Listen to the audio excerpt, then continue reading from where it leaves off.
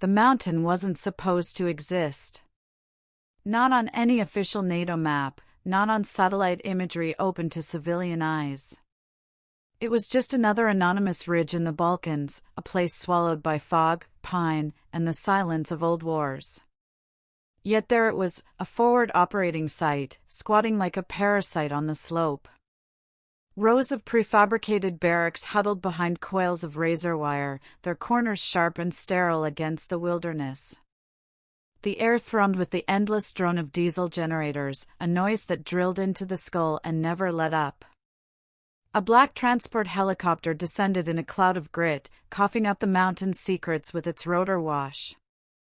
Out of it stepped Commander Natalie Drake, 43 years old, a woman forged by 22 years of naval service, 15 of them inside the unforgiving machine of special operations.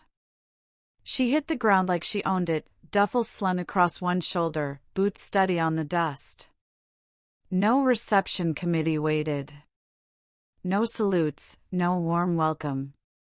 Just 4 men leaning against the armory wall, rifles slung low, eyes sharp and amused like wolves sizing up prey.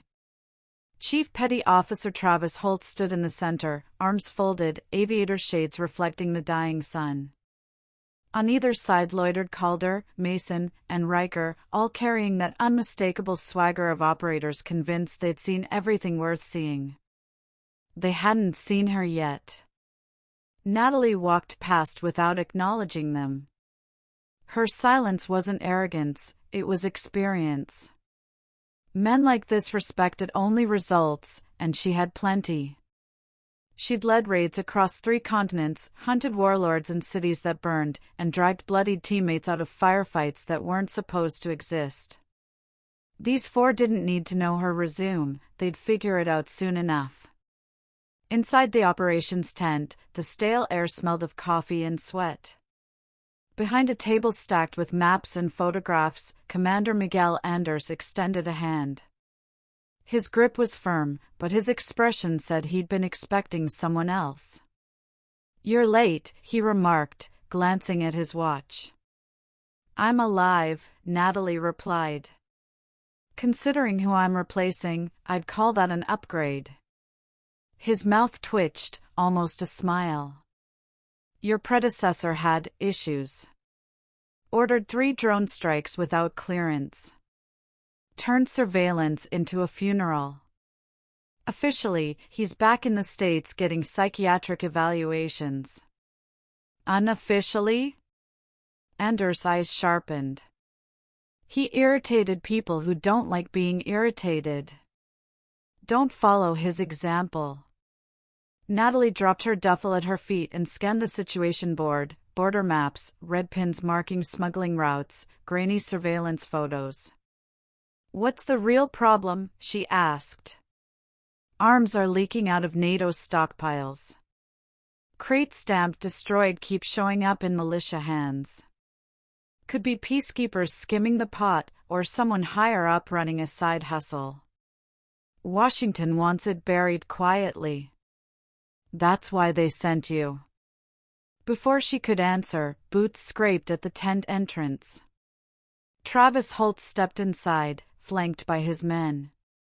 His expression was neutral, but his presence felt like a challenge. "You wanted Echo Team, sir?" Holt asked Anders. "Yes." Anders gestured toward Natalie. "Meet your new commanding officer. Commander Drake." The temperature in the tent seemed to plummet. By 1900 hours, Natalie sat across from Echo Team in the briefing room. The air between them was thick with hostility. Holt sprawled in his chair, boots propped on the table until Natalie rapped the metal with her knuckles. He lowered them slowly, his smirk never wavering. She opened the mission folder without ceremony. "I don't give speeches. I don't run team-building games. I complete missions and I bring people home. Follow orders, and we'll all get through this without paperwork. Decide to freelance, and I'll make sure your next deployment involves sand, heat, and no air conditioning. Calder leaned back, arms crossed. And we're supposed to trust intel from someone who wasn't here when Lieutenant Monroe got zipped into a bag? Monroe, their old team lead. Good operator, reckless judgment. Natalie had read the file. You don't have to trust me, she said evenly. You trust your training. This mission is recon and assessment. We go in quiet, observe, document, extract clean. No heroes. No firefights unless we're fired on first. She brought up drone imagery on the display, a valley near the Montenegro border. Thermal picked up movement 2 nights ago. Unmarked vehicles, crates concealed in caves. Dimensions match NATO ammo containers supposedly destroyed in Bulgaria 3 months ago. Mason let out a low whistle. Somebody's been busy. Somebody's been sloppy, Natalie corrected. Which makes our job easier. We insert a DON, establish Overwatch, confirm contents, identify handlers. Simple surveillance. Famous last words, Holt muttered under his breath. She ignored it. What mattered was the silence that followed, too sharp, too synchronized. The sidelong looks they exchanged when she mentioned the Bulgarian fire. The absence of questions real operators should have asked. Natalie had walked into missions that felt wrong before, missions where someone always knew more than they admitted. Missions that ended in body bags. But this one felt different. This one felt personal. Dawn arrived as a thin blade of cold light. The ops tent lit up in unison, monitors, maps, caffeine-sour breath in the bunks, while the valley below slept like it had no idea anything was about to happen. Natalie moved with the economy of someone whose body remembered drills before her mind did. Gear check, rifle, optics, plates, med kit. She set a second radio to a deadband frequency only she in command used for emergencies. Old habits were stubborn things, she kept them because they'd saved lives that didn't belong to her. Echo team shuffled aboard the Black Hawk with the slow indifference of men repeating rehearsals. Holt swapped his M4 for an 417 Hong Kong dollars as if picking a different tool could change the shape of what was coming. Calder stuffed extra magazines into pouches the size of confidence. Mason's hands flicked over his GPS like a man reassuring himself of reality. Riker watched Natalie the way hunters watch a buck that's taken refuge in an open field, assessing, waiting. At 10,000 feet the world below became a cutout, a tactical model of ridgelines and shadows. The crew chief counted down with the same flat cadence until the helicopter thudded into hover above a pine-ringed clearing.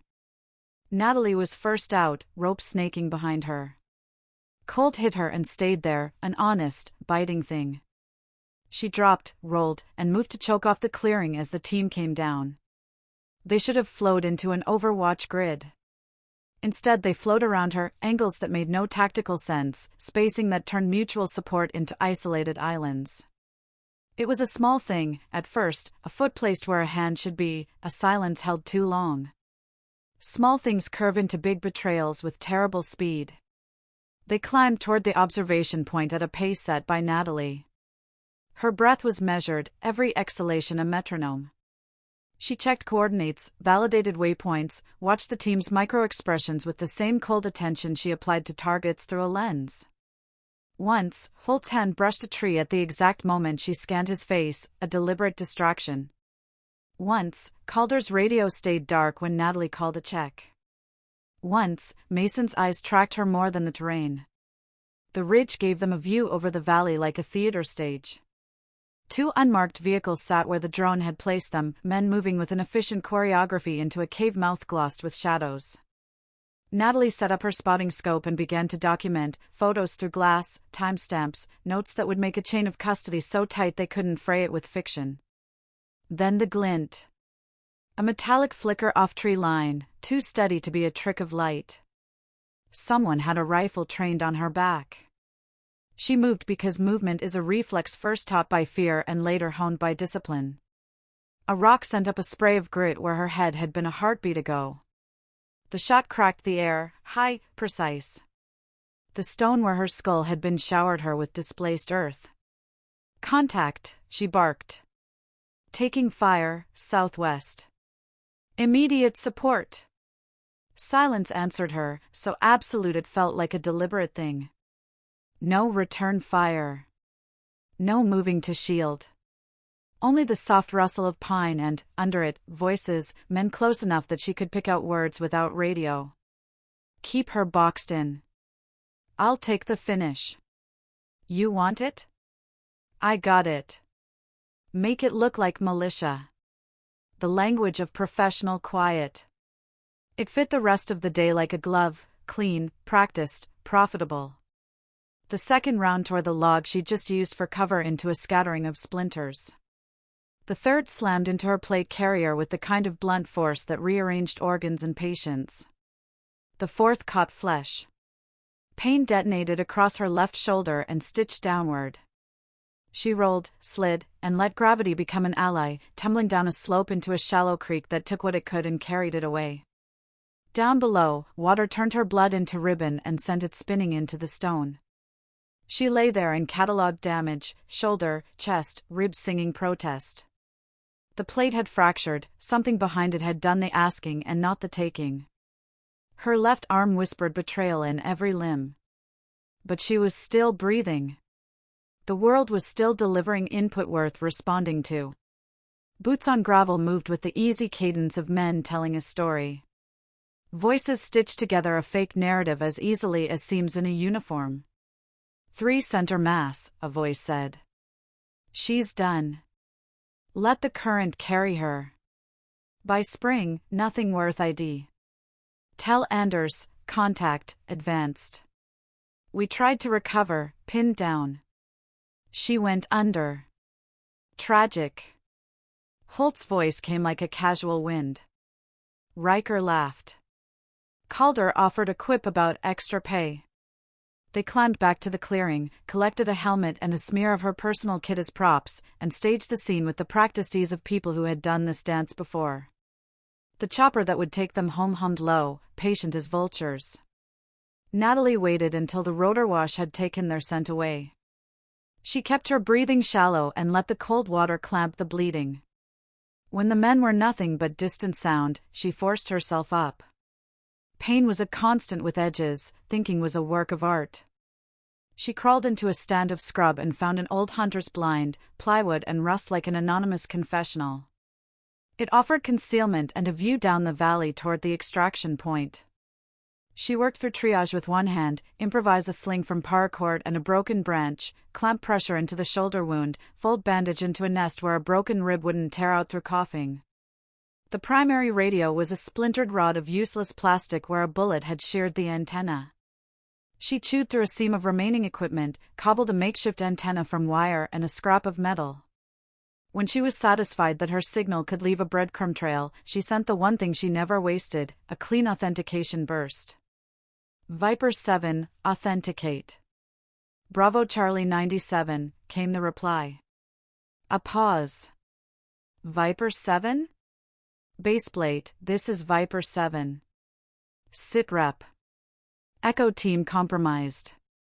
Attempted termination under mission cover. Wounded but mobile. They will stage my Kia and extract. Static. Then a voice she knew from back channels, methodical, not sentimental. Copy, Viper 7. Photo confirmation? Natalie fed the spotting scope image, Echo team boarding the bird, her helmet held up like a prize, through a low-band uplink and watched the pixels climb into command's hands. The reply was a professional cruelty wrapped in calculus. Negative interdiction. We need the deception to run. Maintain position. Document. Let them think they won. She stared at the screen until the color went flat. Let them think they'd succeeded. Let them narrate their lie up the chain and hook the crows with easier prey higher up. Let them celebrate. Let them move. The helicopter lifted, two blades slicing the morning air. Echo team silhouettes climbed into its belly, their laughter swallowed by the machines that took men home. Natalie pulled the hunting rifle she'd found in the blind across her lap and checked the safety with a thumb that didn't tremble as much as her shoulder wanted. Her wound screamed protest, but her mind settled like a blade finding its scabbard. They had left her alive. That was a mistake with a long half-life. She breathed in slow, tabulated breaths, and when the radio clicked with the calm professionalism of command, she answered with the same composed cadence. "Viper 7, she said. "I'm still here." "Copy, Viper 7, baseplate replied. "Affirmative. Maintain position and document." "We're standing by." The line went dead. The valley folded around her the way a stage does after the actors leave. Natalie slid her rifle barrel into the blind's shadow, closed her eyes for a moment to listen to the terrain, the creek, the birds, the distant churn of diesel, and felt a kind of dangerous clarity settle in. They thought they had won. The truth was only starting. She flexed her toes and set her jaw against the ache in her chest. The hunt had a new beginning. The valley was quiet now, save for the wind threading the pines and the trickle of water pulling her blood downstream. Natalie Drake pressed her back against the rotting plywood of the hunter's blind and forced herself to stay awake. Every breath was a saw across cracked ribs. Every heartbeat made her shoulder feel like molten lead. But she was alive. And that meant the game wasn't over. She'd already sent her coded distress ping. Command had acknowledged. Help would come, eventually. Until then, she had to think like prey and predator at once. She had to endure. Natalie settled into the shadows, rifle across her lap, scope aimed downslope at Echo Team's planned extraction zone. Through the glass she watched them swagger into the clearing at sunset. Their posture was relaxed, their faces wearing that casual calm of men convinced their story was airtight. Holt even carried her helmet like a trophy. Perfect evidence for the tale they'd spin, their commander, lost to enemy fire. Tragic. Heroic. Convenient. The helicopter arrived in a thunder of blades, tilting down through the dusk. She caught the entire scene on camera, team loading up, Holt handing off her gear, the tail number stenciled on the fuselage. When the bird lifted away with her betrayers inside, she whispered into her jury-rigged radio. "Baseplate, this is Viper 7. Confirm Echo Team compromised. Photo evidence transmitted. Standing by." The reply was cool, almost surgical. "Copy, Viper 7. Do not break cover. Let them believe their deception. Maintain position and continue documentation." It stung like ice water poured into a fresh wound.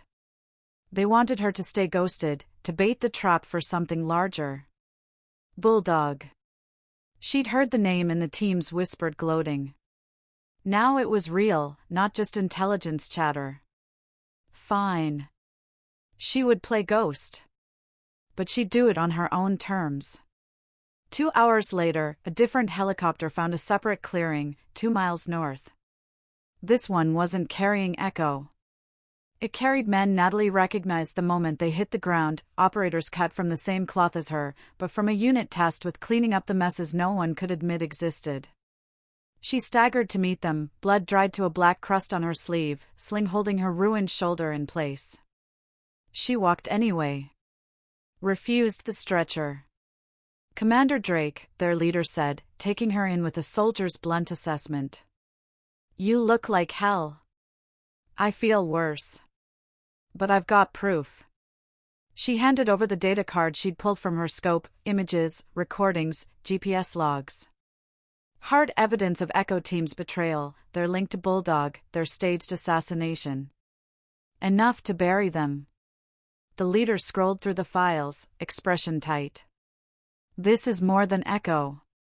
This is a network." Natalie nodded once. "And I intend to cut it out by the roots." He studied her for a long moment, then tapped the card into his vest. "How do you want to play it?" She looked back toward the mountain, where Holt and his men were probably drinking, laughing, convinced their payday was secure. "Let them celebrate," she said coldly. Let them think they won, until the moment we take everything from them. By morning, Echo Team's swagger had evaporated. Military police stormed their barracks at 0500, rifles up, voices hard. Holt, Calder, Mason, and Riker were dragged out in cuffs, blinking at the betrayal they hadn't seen coming. Hours later, they sat in a secure detention facility, still running the math on what had gone wrong, when the door opened and Natalie Drake stepped inside. Arm in a sling, ribs bound, but very much alive. She slid the recordings across the steel table, let them play, their own voices plotting, joking, selling their loyalty for Bulldog's coin. She laid out the photos, the Helmet trophy, the extraction shots. Every piece of their carefully staged lie dismantled with clinical precision. Through the glass, Holt met her eyes. His voice cracked just enough to show the truth. How? Natalie let the silence stretch until it felt heavy. Then she leaned forward. You made the same mistake everyone makes when they try to kill a SEAL. Holt swallowed. And what's that? She stood, slinging her good arm into her jacket. You assumed I'd stay dead. The door clanged shut behind her, leaving the four of them to choke on the reality of the rest of their lives: prison, dishonor, the long slow rot of wasted years. Natalie had other plans. Bigger ones. Bulldog wasn't just four traitors on a mountain. It was a cancer. And she wasn't done yet.